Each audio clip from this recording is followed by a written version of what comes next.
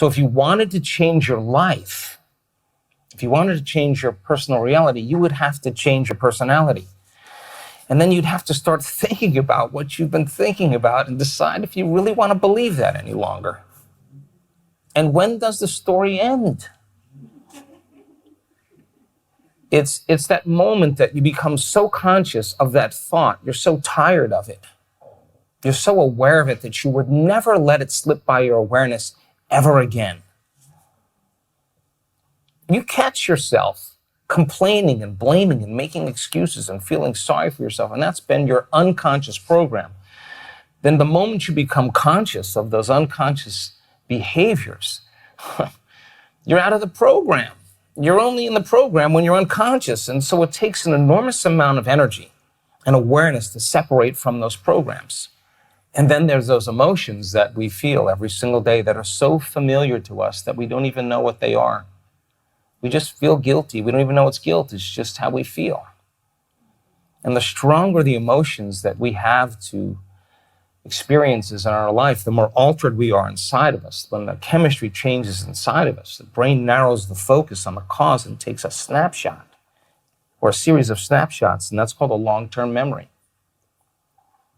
And so then it makes total sense then that a person, by every time they relive that event in their life, they're making the same chemistry in their brain and their body, and their body's literally believing it's living that experience over and over again.